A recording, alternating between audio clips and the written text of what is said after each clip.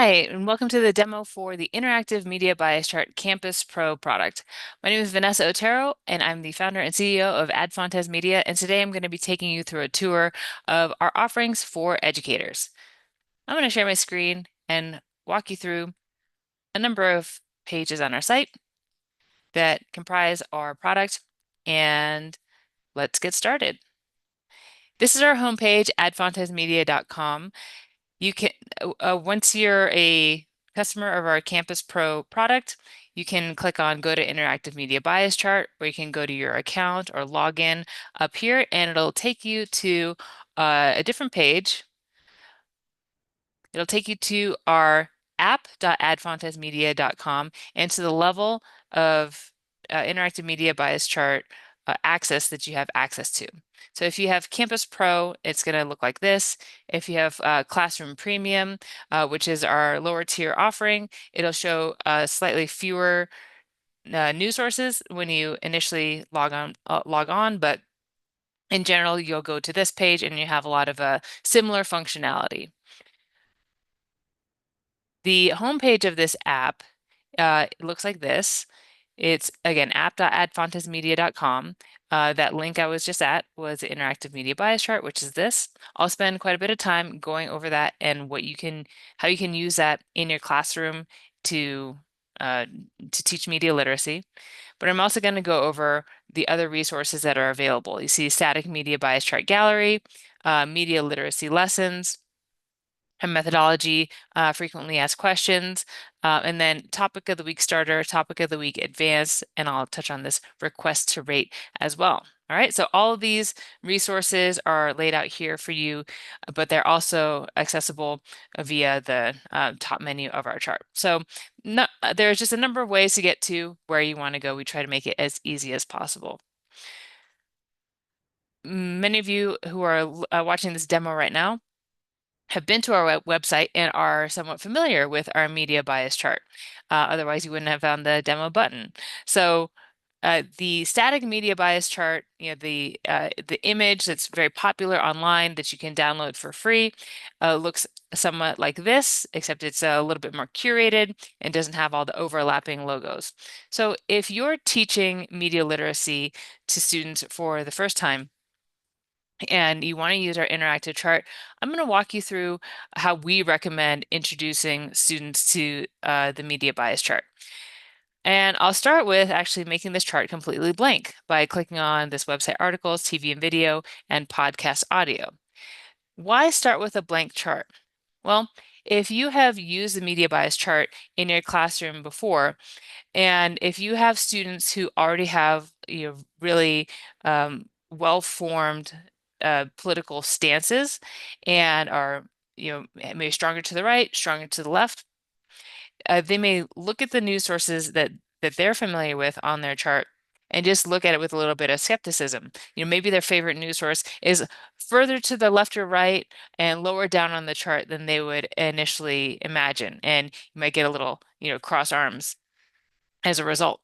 So we want to emphasize the fact that determining the reliability and bias of news sources is a skill that we want to impart to students. It should be up to them to be able to make these determinations on their own.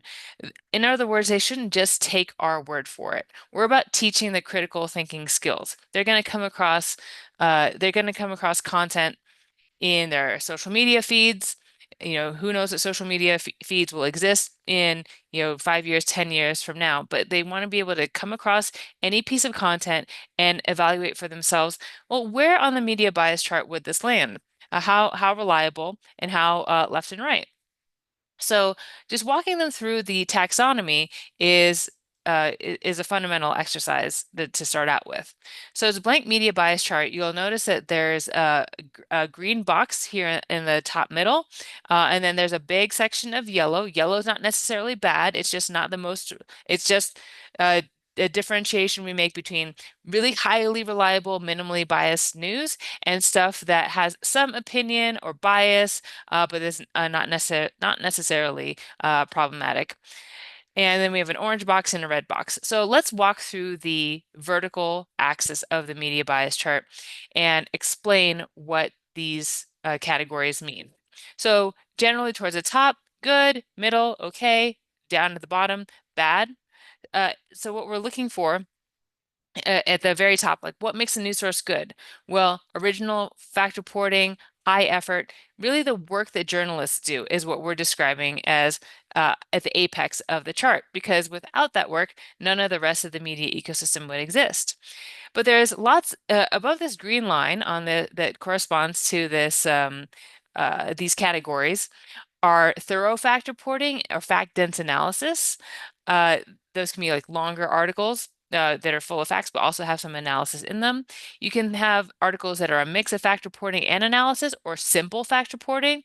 Those can include some like very short, factual, local news stories. So they're just straight into the point, not a ton of, I mean, not an overwhelming amount of work, but highly reliable. And then there's analysis that's well supported by fact that we also recommend in this green box. Now you can have some high reliability sources that are strong left and strong right.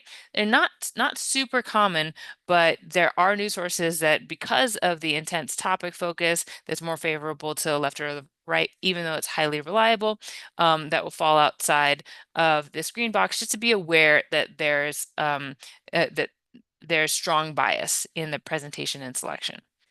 So other stuff that falls into this yellow area is analysis and opinion, news articles, but also news sources that are wide variation in reliability. And I'll give you some examples of those. But what we mean is generally news sources that have stuff up here, stuff down here, stuff in the middle. So again, literally wide variation in reliability. Uh, Now there's content that holds itself out as opinion, but is somewhat more problematic than that. So this line between 24 and 16, we label it as selective or incomplete, unfair persuasion, propaganda, and some of the common things that will make something drop from opinion to this more problematic area are things like dehumanizing language, vilification of political opponents, mean insults, or a selectivity that's so egregious and incomplete that it changes the meaning of the story. So it's not, outright misleading, not outright false, but still not as benign as just my opinion. Below this line of 16, we have content that contains misleading info. Below this line of 8, content that contains inaccurate and fabricated info. So we purposely avoid the terms misinformation and disinformation because those terms have become very politicized and co-opted themselves, and we want to be as precise as possible anyways. So if an article has misleading information, we'll have a citation for what exactly is misleading about it. If it contains inaccurate or fabricated information, we'll have a citation about it. And then the news sources that fall into these, that's for articles that fall into this area. For whole news sources that fall into this area is really a lot of instances of that have to occur within a source for us to rate it down here. For bias, this axis up here, we have middle or balanced bias in the middle, and it goes out skews left, skews right, strong right, etc. to most extreme. And the important thing that I want to highlight about this middle bias axis is that the middle is not necessarily best. Things can be in the middle for a few reasons. One, because it's a balance of biases. So that can include something where you have a far left and far right pundits arguing. I mean, that's not necessarily great for reliability, but it would come out to the middle. Or you have something that's biased, but it's not necessarily specific to one particular side. You can also have things that are centrist, and centrism is a political position, and that's a centrist bias. But you can also have things in the middle because they're minimally biased, meaning they're trying to bring you the facts as straightforwardly as possible, and that's why they're in the middle. Those news sources tend to have a high correlation with high reliability. So I'm going to fill this in with some examples here with websites and articles. Now, I'll pull up a few examples of individual news sources. Ooh, New York Times. As you can see, as I type those in, a whole list pops up, and you can search any of the nearly 4,000 news sources that we have rated by typing in the search. So when you pull up one particular news source, like the New York Times, you'll see its logo falls right here in the skews left and mix of fact reporting and analysis or simple fact reporting section above 40 for reliability. So it's in our green box. Now, all these individual dots represent individual articles that we have rated in order to come up with the aggregate rating of the New York Times. So this starts to get into our methodology a little bit. When you click on this, these articles right here, let's see, let's click on an article that is in the middle for reliability. I'm sorry, middle for bias. So here's that article, and it's high reliability for reporting. But then you have articles that are out here. This is in the hyperpartisan left, and it's in the opinion section. This is an article from 2020-23. It says, imagine if another Bernie Sanders challenges Joe Biden. It's an opinion column labeled as such. So that's our analysts determined that was the opinion from the left. So you'll see that the New York Times, the density of articles is in this high area. A lot of them are middle bias. A lot of the high reliability stuff skews out to the left, and a lot of the opinion and analysis content is out a little further to the left. Now, even a highly reliable source has its mistakes, its retractions, things like that. So we do account for those, but they're not as frequent as the high reliability stuff, which is why the overall score is still high. And if you look at a news source that has a similar profile, but is just a little bit to the right, the Wall Street Journal. So you've got high density of articles that are minimally biased, highly reliable, and the analysis and opinion content tends to be to the right for Wall Street Journal. So at this point, your student should be asking the media literacy question, like the media literacy question is, well, how do they come up with these ratings? And who's Ad Fontes Media? Why should we take their word for it? Again, they shouldn't just take our word for it, but how we do it starts to get into our methodology. Each one of these articles is rated by a panel of analysts that are employees of Ad Fontes Media, and that panel has three people, one left-leaning, one right-leaning, one center. And we have dozens of analysts on our team, but each one of these articles is looked at by a panel where they are looking at various sub-factors for reliability and bias that they're trained in. And our media literacy curriculum teaches students how to rate articles like our analysts rate articles, like teaching the actual skills that our analysts apply to come up with these ratings themselves.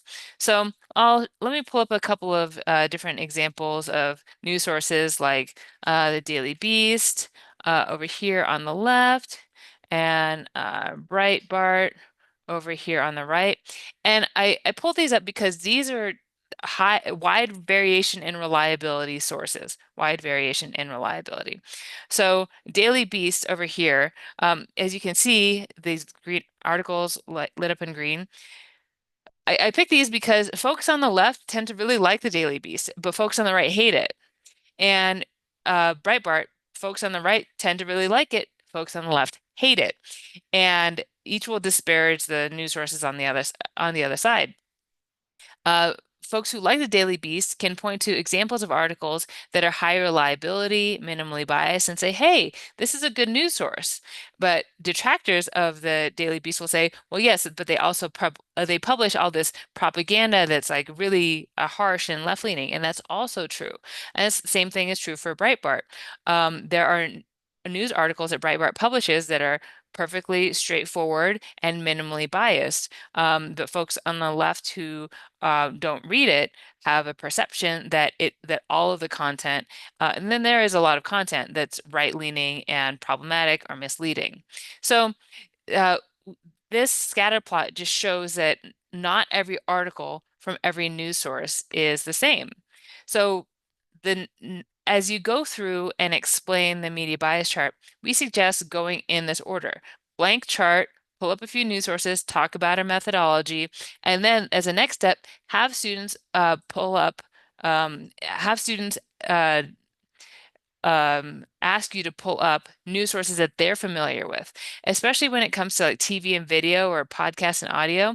We have a ton of YouTube channels that are on here, and so many students these days in high school and college get their news from YouTube sources. So even if it's an influencer that might be sort of obscure to you, uh, we have a ton of news influencers on our chart because people, especially young people, get news from them. There are a number of things you can search on our more options panel here. You can display all the content pieces. If you display all the sources, we don't have all of them displayed by default. It like fills up with even more. So this will show you all 4,000. You can search by local, national, or international. So if you just search by, here, this is just podcast, but let's fill in website and TV that's local. You can search for by state, local by state. Oh, I just happened to click on Iowa by accident. There's California. You can search by ownership. So let's blank those out. And if you wanted to search by all like NBC Universal properties, so that includes NBC and MSNBC, CNBC. If you wanted to search Fox News Media, that would include like Fox Business, Fox News online. And these are helpful to pull up how your sources that folks are even quite familiar with, like MSNBC or Fox. The shows within them are not all the same. Some are highly reliable, some are sort of in the middle, some are not reliable at all, and a lot of that correlates with increased bias. All right, so let's go into the actual media literacy curriculum to teach students how to rate news sources on their own, because that's really the fundamental skill. We've got this designed so no matter how much time you have as an instructor and as an educator, you can fit it into your plan. So let me close this out. If you go back to this app, um, I'll just show you the static media bias chart gallery quickly. This is basically just an archive of our most recent media bias charts. So this is our this is our flagship chart that we come out with twice a year. And then we have files that are just podcasts, just TV, just web, which we put out every single month. Let's go back here. Media literacy lessons. All right. So we have talked to educators across the country over the years, and what we find is that, I'll stop sharing for a second. What we find is that a lot of instructors do not have a lot of instructional time in front of students dedicated to this particular topic. So you sort of have to squeeze it in, especially librarians. Librarians typically don't have a lot of instructional time in front of students. Or maybe you're just trying to fit this into an English or a social studies or even a science class where you just need to cover some basics of what's a reliable source and what's not. And you only have a day to go over this, or you only have a unit where you like have, maybe 3 days, 4 days or so. Some of you might have the luxury of a little bit more time, like you are putting together a media literacy, news literacy curriculum for your school. In this case, like you have all semester. You can use our materials in any one of those cases. So let me go back to sharing and show you what we have. We'll start with our instructor resource manual. These are all PDFs. The instructor resource manual has an introduction to media literacy, news literacy as a subset, an overview, how-to guide, etc. So it's a pretty thorough document, which is helpful, especially if you are doing this for the first time, teaching this for the first time. And then we have starter, intermediate, and advanced lesson plans. And these are, again, designed not necessarily for the level of the student, but for the amount of time that you have. So they're all structured around this critical exercise, which is having students rate articles themselves. Let me just give you a sneak peek of what our like the table of contents looks like for our starter lesson plan, introduction to media literacy, evaluating reliability, recognizing bias. So two things: reliability, bias, assignments. Assignments are the next thing. So intermediate lesson plan, dive a little bit deeper. One second while it loads. Okay.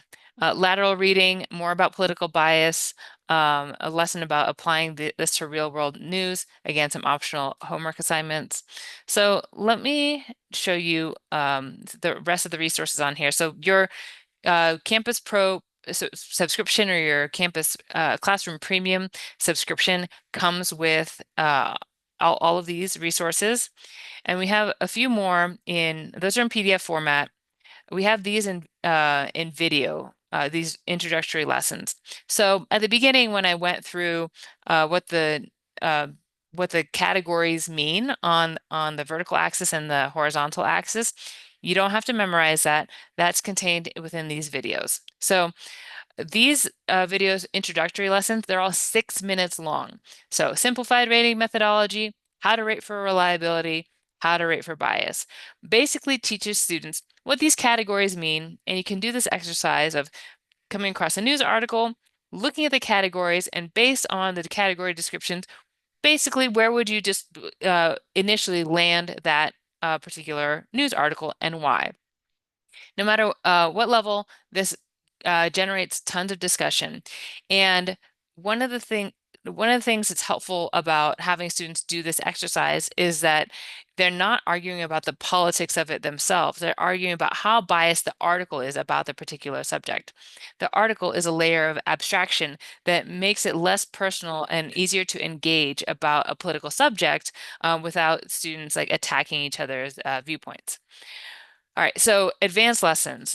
These are an hour long. So if you really wanted to get into how to rate articles like our analysts do, like what are the things that they consider as sub-factors, advanced course 1, 2, and 3 get into those, and they're, again, each an hour long. So depending on how much time you have, you can assign the short ones or the long ones, and students can go further and further into depth. The content in these videos is also covered in PDFs, and the most useful PDF here is the blank media bias chart. Using this for the exercise of assigning some articles, having the students plot them on the blank chart by themselves. This activity was born of teachers just doing this organically themselves when they first saw the media bias chart. We put out the media bias chart with all the stuff on there, and teachers immediately asked us, "Great, do you have a blank one so I can teach these skills?" So thank you, teacher community, for that. I'm going to pull up a version of the blank chart called blank chart with sub-factors. So when we're rating as analysts, there's several sub-factors that they're looking at for reliability. Our internal software system looks very similar to this blank PDF chart that I'm showing you here. You have the chart, but on the left and on the top, you have these scales with numbers for different sub-factors. What are those? Well, one is expression. Expression for reliability is how the article is expressed as fact, analysis, or opinion. So if it's just straight fact reporting, it would be a 1. If it's a little fact reporting with a little analysis, that would be 2. with more in a mix of fact reporting and analysis would be 3. And see these numbers, they line up over here to the chart. When you have 4 is analysis and opinion, 5 is opinion, and there's like a wide range of opinions from like more reliable to less reliable opinions, like more fact-based, less fact-based. And then there's a veracity, another subfactor. We have a scale of 1 to 5 for how true a claim is, because within articles, there are claims that are explicit, there are ones that are implied, and then there are statements that are not really claims, or they're not provable or disprovable one way or the other. They have different levels of veracity. It's not as simple as like, this article is true, completely true, and this article is fake news. There's much more nuance to the vast majority of articles than that. So that's why we have this scale. There's a subfactor of headline and graphic, which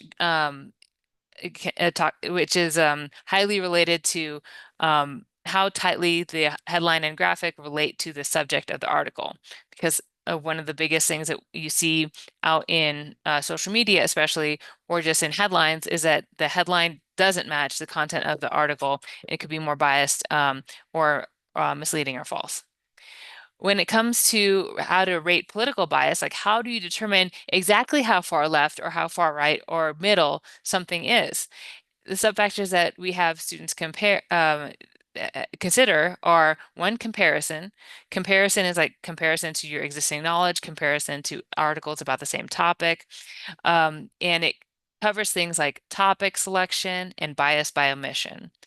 Language, it refers to language that's used to characterize issues or political opponents. So pro-life versus pro-choice, or like illegal aliens versus undocumented immigrants. On many subjects, political subjects, there are different ways that left, right, and middle, and then far left and far right refer to the same kind of topic. This language also will get to the kind of terms, adjectives that are used to describe political opponents. So if you call somebody like crafty or sly, like it's slightly negative, but if you call them senile or decrepit, I mean, that's a whole different level of language bias. Political position. That's another subfactor, because sometimes articles can advocate for the topics they're talking about. So you can have an article that's about climate change and about climate change legislation, but it's not advocating for it. It's just reporting on, what the administration said today about climate change legislation.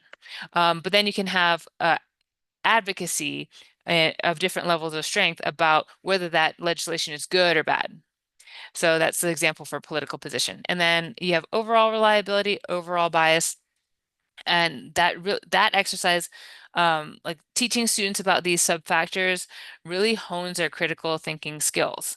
So the a difficult part about having students do this exercise of rating articles themselves is picking the articles. So let's just go back to our home.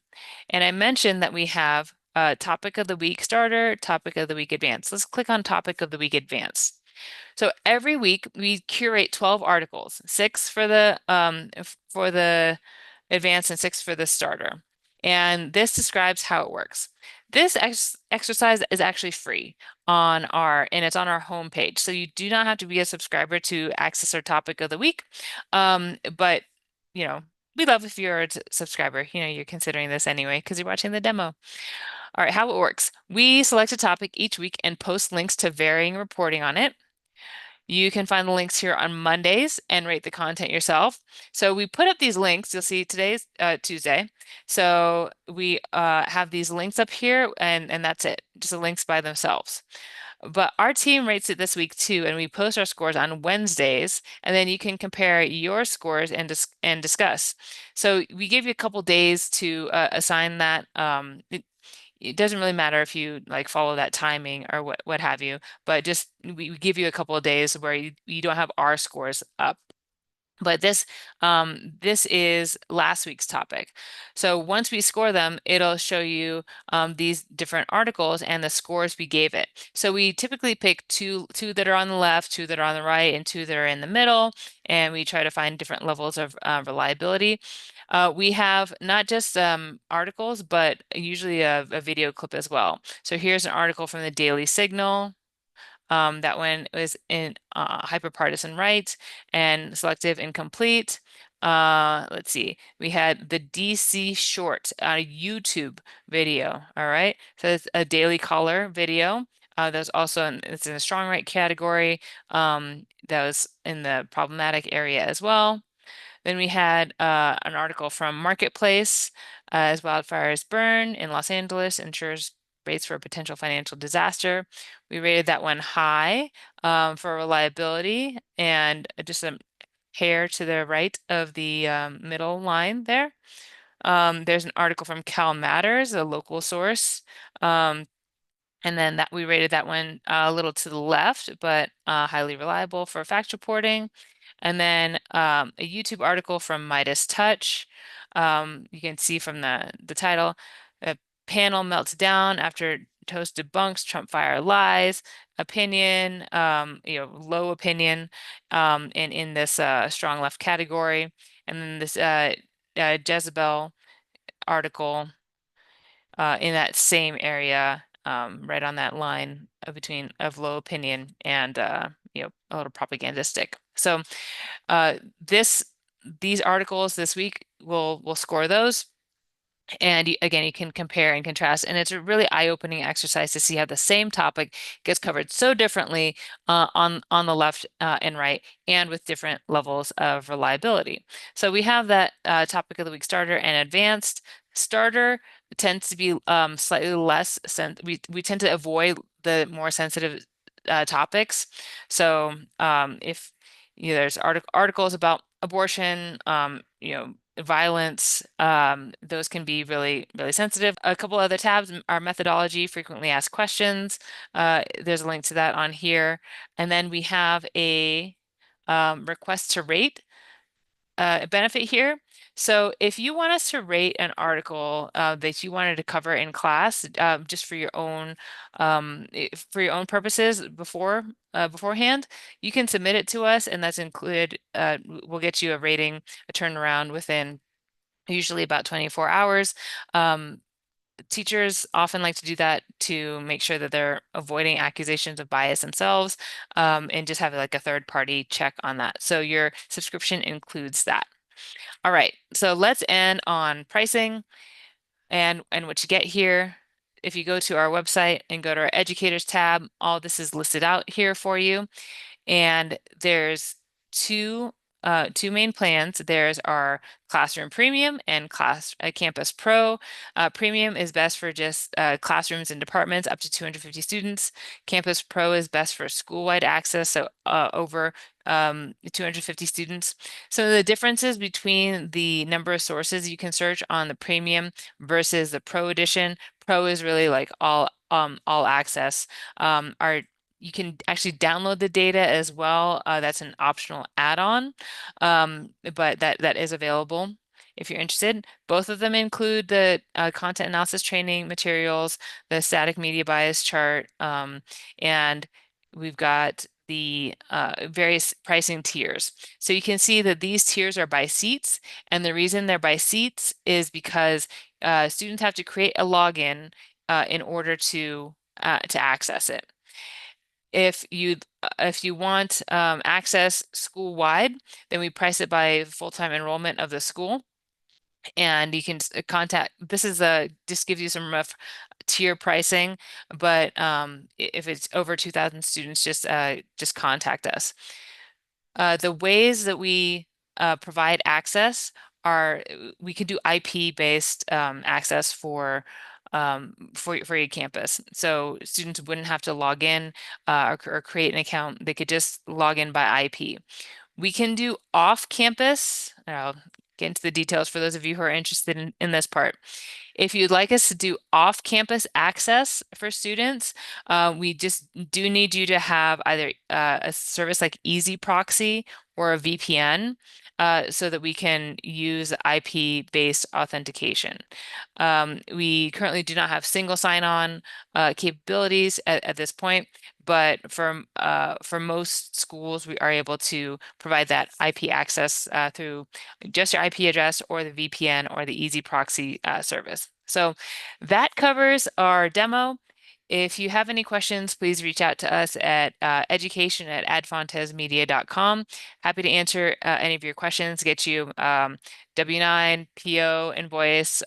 We're very flexible. We have documentation available for various like privacy concerns, regulations in various states. So whatever you need, please reach out and we'll be happy to help you. Thank you so much for what you do, teaching media literacy to students.